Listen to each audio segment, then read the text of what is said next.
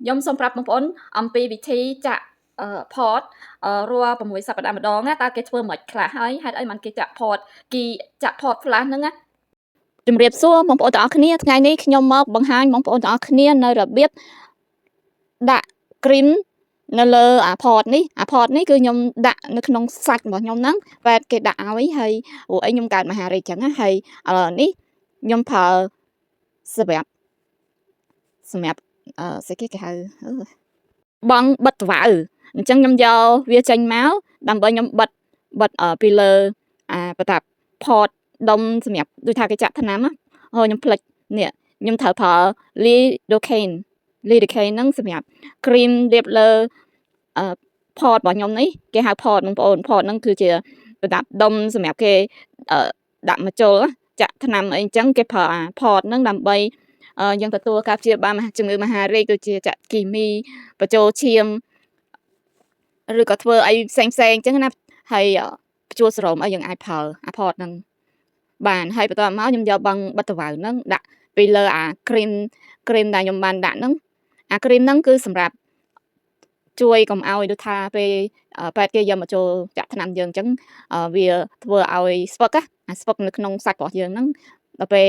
ពេទ្យយកមកចូលចាក់ថ្នាំមកគឺយើងអត់ឈឺទេយើងទុករយៈពេលកន្លះម៉ោងអីអញ្ចឹងណាបន្ទាប់មកខ្ញុំធ្វើដំណើរទៅ clinic ដើម្បីទៅជួបនឹងកញ្ញានុថាបកា nurse ហ្នឹងដើម្បីគេបញ្ចូល port flash ឲ្យខ្ញុំហើយគេ nurse ហ្នឹងក៏បានបកអាស្គុតហ្នឹងចេញហើយក៏ជូតនៅលើអា cream ដែលខ្ញុំដាក់ឲ្យវាស្ពឹកហើយក៏ជូតស្អាតហើយបន្ទាប់មកគាត់គឺថាចាំវារបៀបថាឲ្យវារៀងស្ងួតអញ្ចឹងណាប៉ុន្តែអានេះ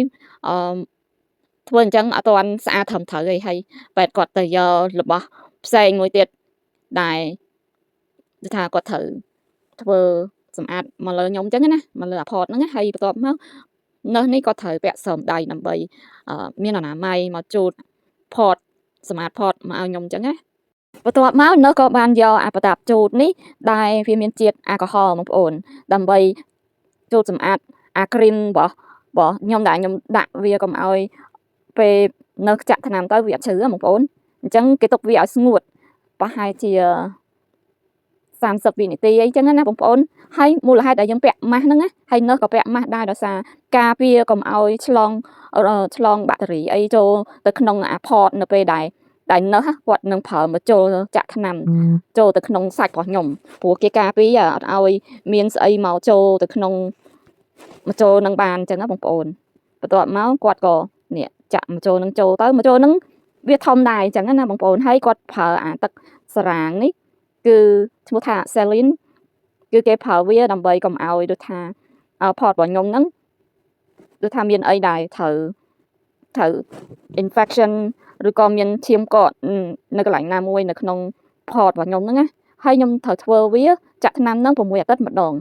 ហើយបន្ទាប់មកក៏គាត់ប្រើអា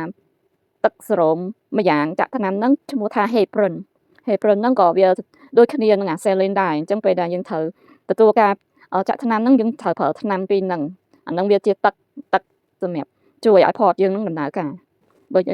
ហើយបងប្អូនខ្ញុំសង្ឃឹមថាវីដេអូនេះជួយបងប្អូនឲ្យដឹងអំពីអ្នកកើតជំងឺមហារីកពោះវៀនធំដំណាក់កាលទី